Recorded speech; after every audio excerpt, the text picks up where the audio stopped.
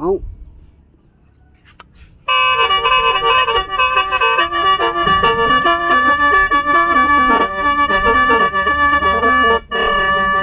แล้วมาบัดนี้แม่เอ้ยแมวโดกวางโลกาบุญพวกนายทุนเขากดขี่ปุ๋ยเคมีมันแลนขึ้นราคาเขากระตำลงหอนกันไปเนาะตัวส่งหอดเช้าทงกะจีก่อนลาสะดอนเช้านางให้ประชาเก้า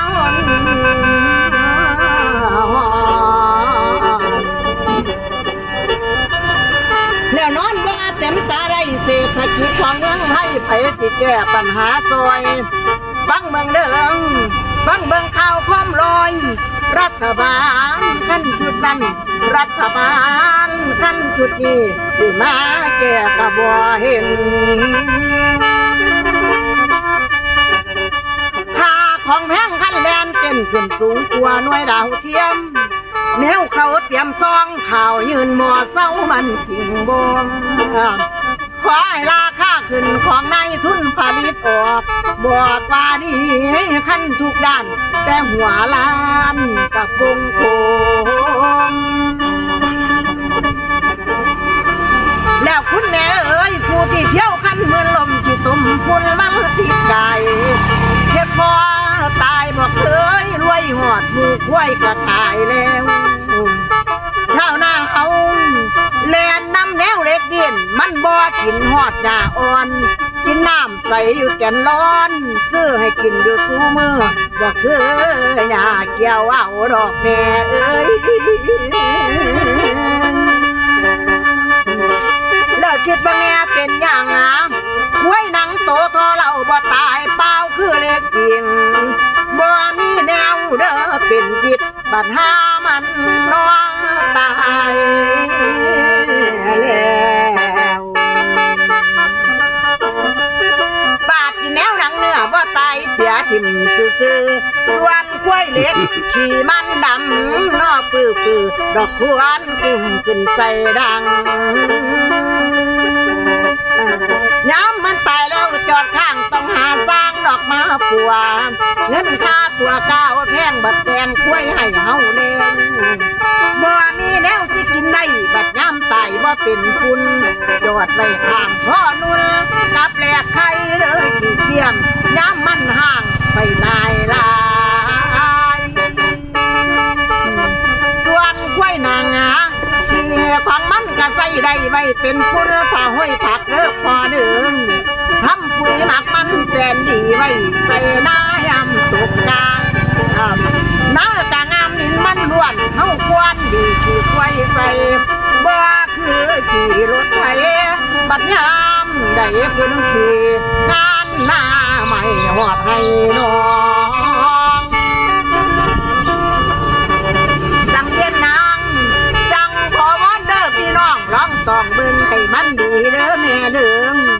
ปุ๋ยเคมีราคาสูงอีพอลุงแต่คงหูหากมีกล้วยนะเขาตู้เฮาเพียนดูเลี้ยงหญ้าอ่อนมีกล้วยดำกล้วยดอนบัดยามใส่หมดคนแล้วคนขี่ออกใส่นะส่วนกล้วยหนังเด้อแม่ป่ามันมีค่ามหาศาลน้ำตองการย้ำได้เองบ่ต้องเสียเงินซื้อหลักคือจังกับเดี๋ยวนี้ปุ๋ยเคมีมันเป็นค่าเดือนหูกลมเด้อบ้านกาหาเงินซื้อจนเมื่อยหากบ่มีหอแดงก็ต้องแล่นหายืมอย่าสะลืมกล้วยหนังอย่าสั่งขายบัดหน้าเล่นหาเอาแนวมาเลี้ยงไว้ทิ้งเพื่องยามเก็บเกี่ยวอย่าปล่อยให้มันเปรี้ยวเดี๋ยวลงหน้าหยาบพร้อมก็ดูแล้วนายสะอาดหากมีกล้วยอยู่ข้างเต็มใส่ลางหนาวเปลี่ยนแล้วหากมีกล้วยอยู่ข้างเต็มใส่ลางหนาวเปลี่ยนมาวางแผ่นหนึ่งยายคงบ่สายเด้อเกินแค่เดี๋ยวนี้พอเศรษฐกิจกำลังแย่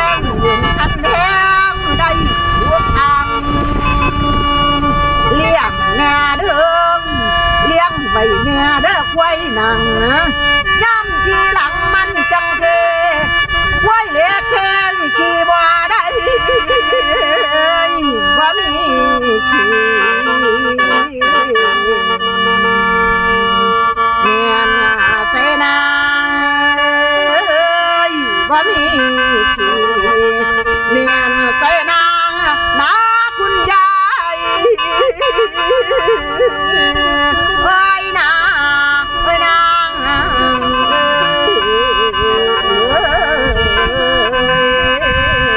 ลันนา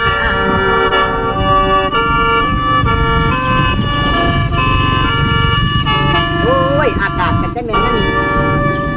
เทั้งมืดเทั้งดำพี่น้องฝนกะติตกพ่อฝนแต่ที่จะนั่นจะขอขอบคุณเด้อพูดถึงคนไหนคนแก่คนติดตามในสังเวียนช่อง YouTube ยายหม่องใหญ่ทองชาแนลก่อนนี่ซื้อว่ายาสลึกกล้วยหนัก